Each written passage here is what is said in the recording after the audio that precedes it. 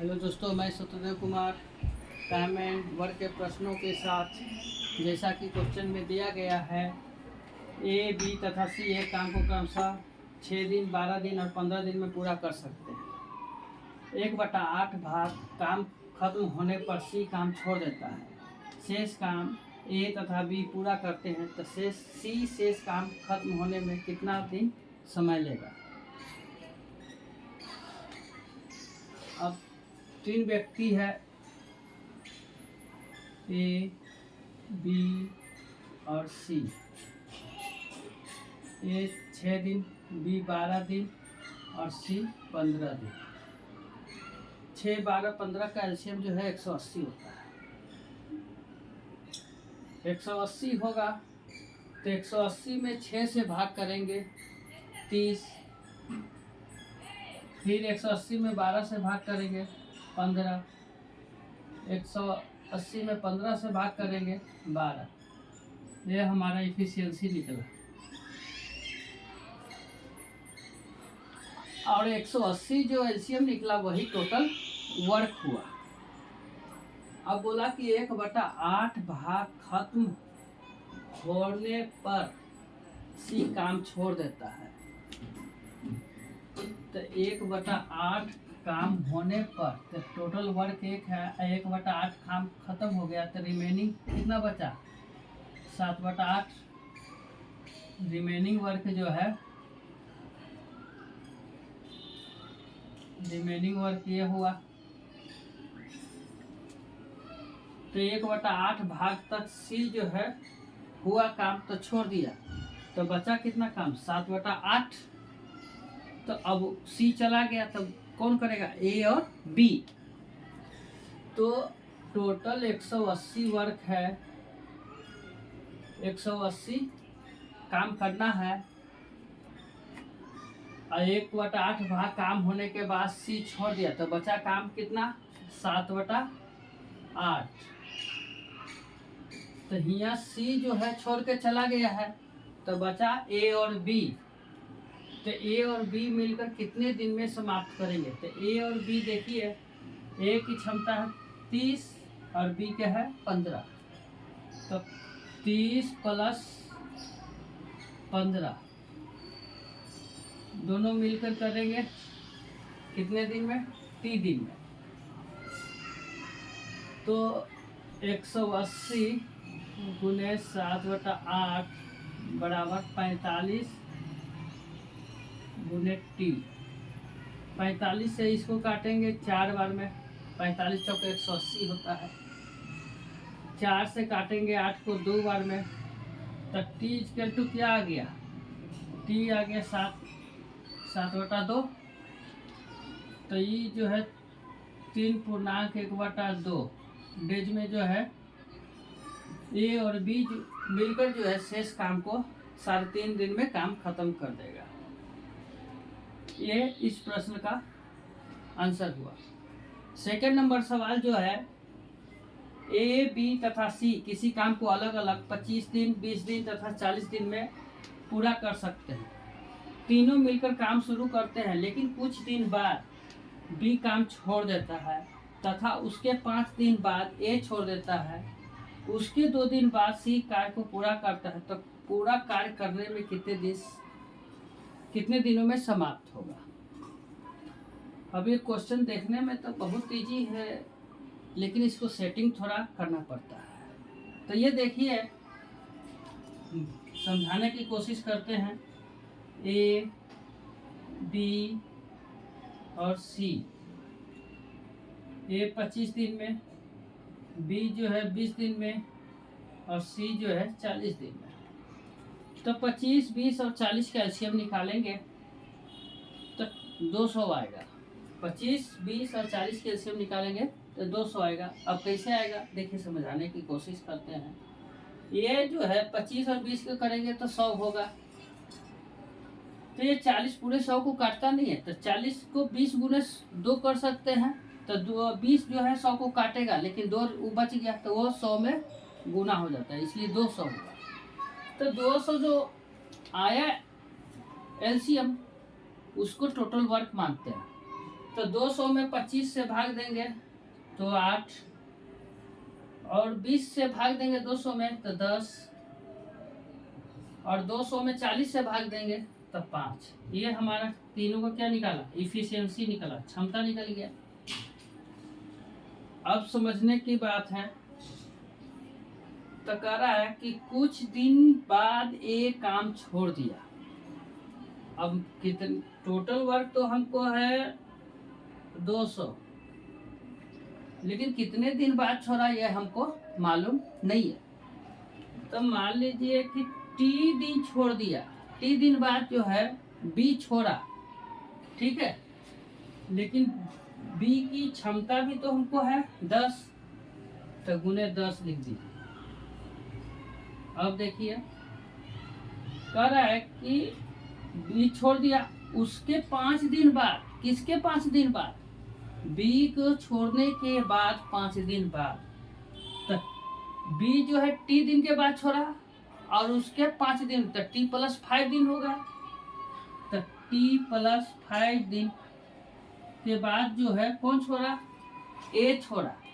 तो ए का क्षमता कितना है 8, तो गुने 8 लिख देंगे, प्लस अब कह रहा है तो ए छोड़ दिया, उसके बाद उसके 2 दिन बाद सी कार्य पूरा करता है। तो टी प्लस 5 दिन तक तो ए किया, उसके 2 दिन बाद तो कितना हुआ, टी प्लस 5 प्लस 2 यानी टी प्लस 7।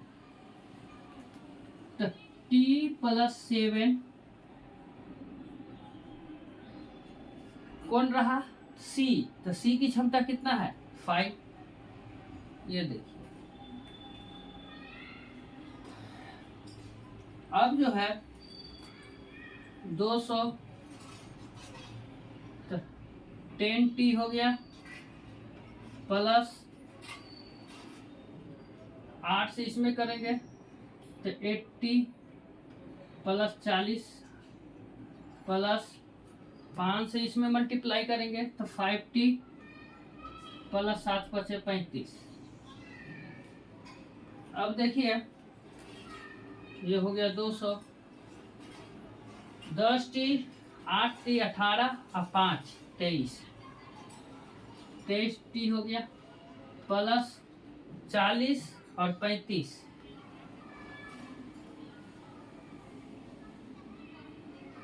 40 और 35 75। तो अब ये जो 75 है इधर आके माइनस हो जाएगा, तो 23T 200 माइनस 75, तो 75 माइनस होगा तो कितना होगा 125, 125 हुआ। अब T का मान निकालना है, अब T का मान निकालना है, ऊपर वाला मिटा देते हैं।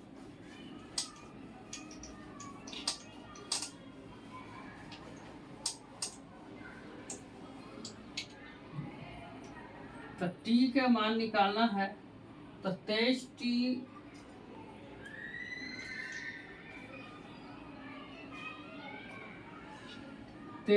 बराबर 125, तो T बराबर क्या हो जाएगा 125 बटा 23, तो 23 बचे 115, 10 रिमेनिंग बचा बटा 23, इतना डेज। लेकिन ये हमारा आंसर नहीं हुआ। यहाँ बोल रहा है कि पूरा कार्य कितने दिन में समाप्त हो गया, कुल समय पूछ रहा है। तो कुल समय पूछ रहा है, तो ये तो 5×10 बटा 23, ए 5 दिन काम किया था और सी 2 दिन काम किया। तो टोटल जोड़ दीजिए, 5 5 10 2 12, 12×10 बटा 23 डेज में जो है ये काम कंप्लीट हुआ। एक बार फिर समझाने की कोशिश करते हैं। देखिए ए 25 दिन में, बी 20 दिन में, सी 40 दिन में।